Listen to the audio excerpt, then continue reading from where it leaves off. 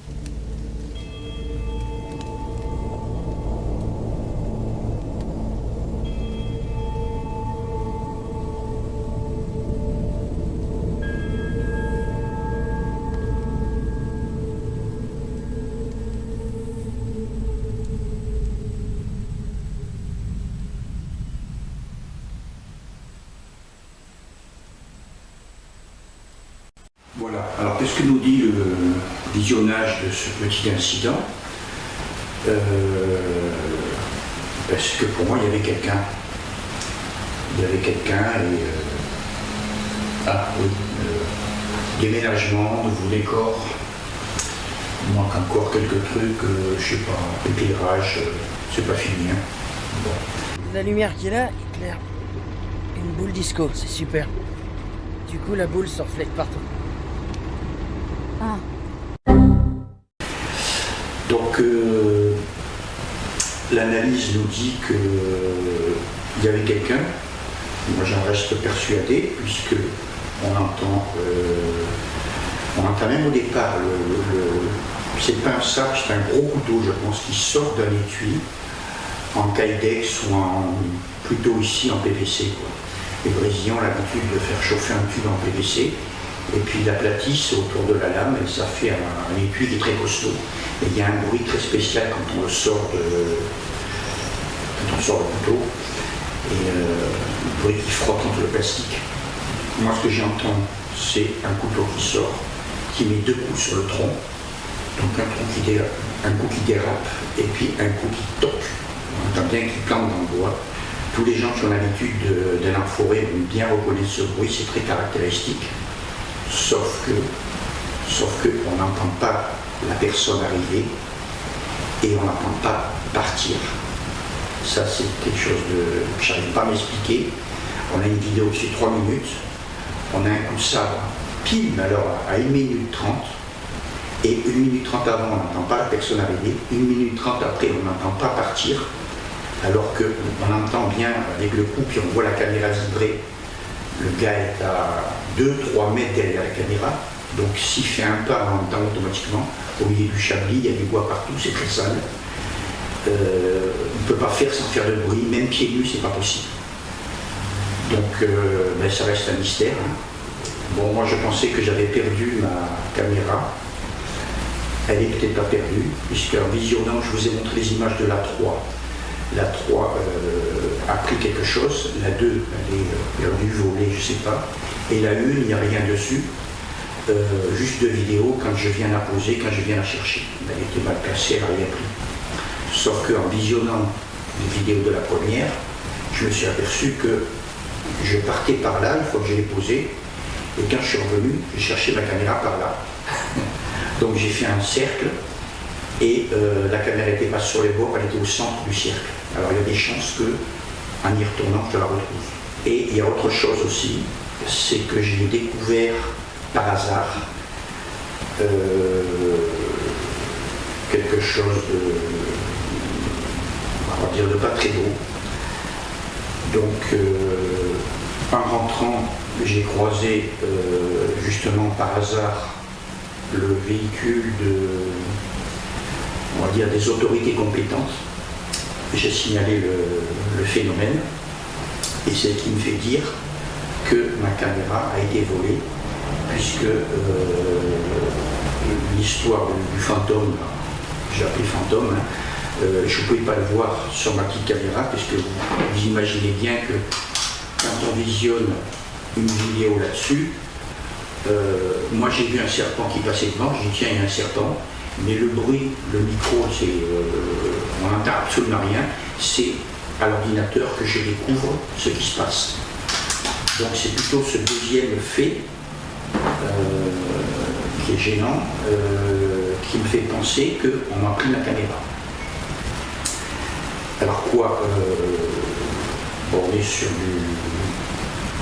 pas du judiciaire, mais du pénal. Donc je ne peux pas vous en parler, hein, je suis tenu au secret. Voilà, fin de la parenthèse. Et maintenant on va regarder le reste de des vidéos, puisque la caméra 3 n'a pas trop mal travaillé. On va regarder ce qu'on voit derrière. Pour la moto, la moto elle est arrivée. Je vous en montre un petit bout là.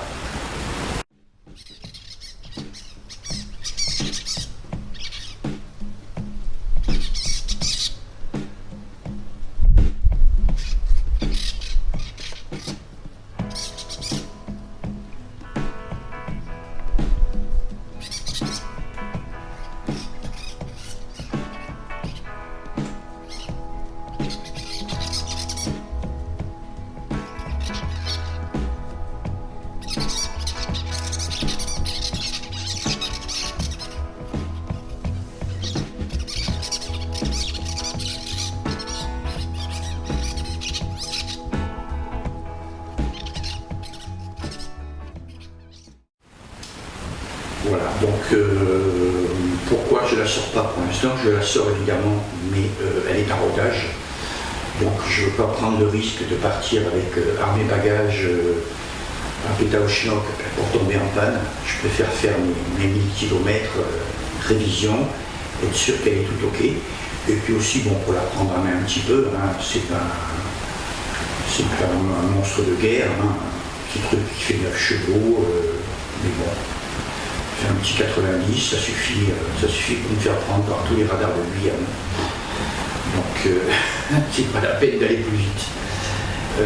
Donc je finis de la roder, et puis surtout j'ai un porte-bagages à faire, puisque vous avez vu, c'est une mobilette, hein, c'est un moteur de 125 mais c'est tout petit.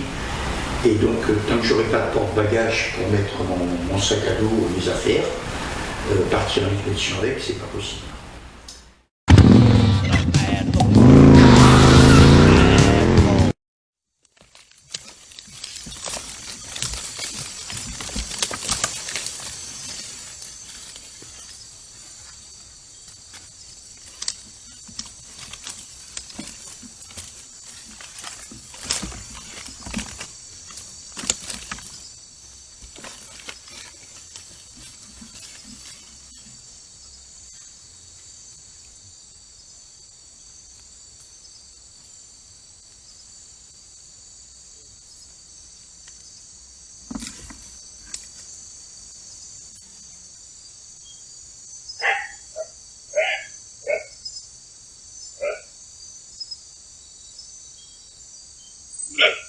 Yeah.